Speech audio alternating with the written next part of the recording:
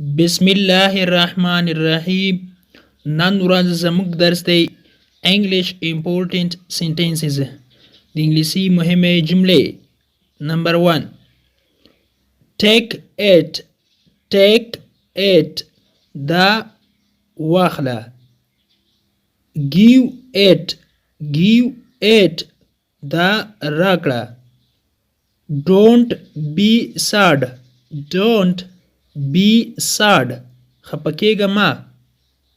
hold my hand زما همکاري وکړه یا زما سره مرسته وکړه. how patience صبر ولره. that one هغه یو. count the money پیسې وشماره. try once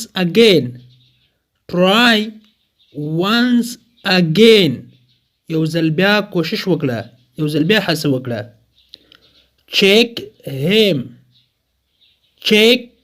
him هغه وګوره، هغه تلاشي کړه. never give up هیڅ کله تسلیمیږه مه. bring the cold water یخي اوبه راوړه. we are Muslims موږ مسلمانان یو. believe me په ما باور وکړه. come back son بیرته زه راشه یا واپس زه راشه. don't show up ځان مه ښیه. think again بیا فکر وکړه، دوباره سوچ وکړه. let's have a lunch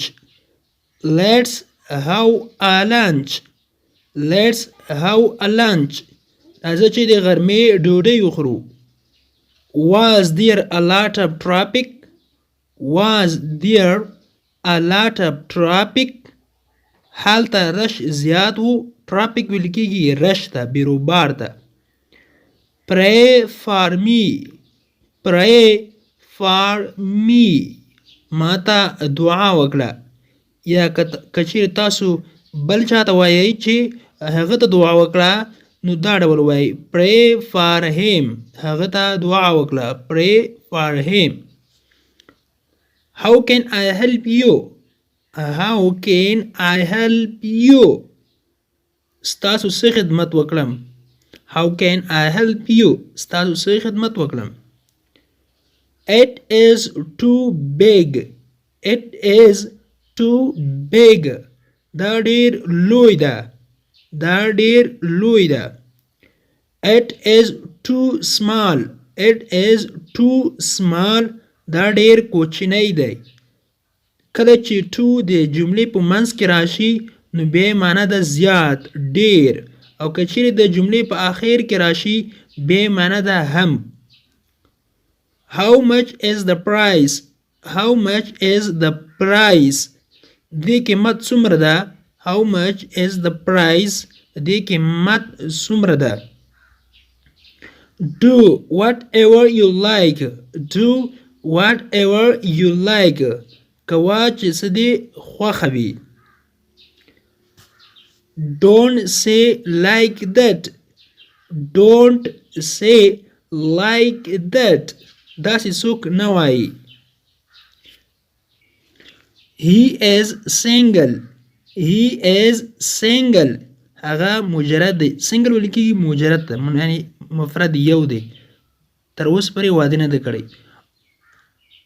he is married هغه واده کړی دی. د نن ورځې کلاس تر دې ځای پورې هیله ده چې یو څه مو ترې زده کړي وي. که غواړئ چې انګلیسي ژبه په ډېره کمه موده کې په ساده پښتو ژبه کې زده کړئ نو لطفا د نورو کلاسونو لپاره زموږ انګلیش ټو پښتو لرنینګ چینل سبسکرایب کړئ، د څانګې د بیل آیکن ووهئ او بیا په آل کلیک وکړئ تر څو زموږ هر نوی کلاس چې موږ یې روزانه اپلوډ کوو تاسو ته په خپل ټایم در ورسیږي. تر بیا چې زه حاضرېږم تر بیا مو پاک رب سپارم. هر چیرې چې یاست الله مو مل شه. Thank you.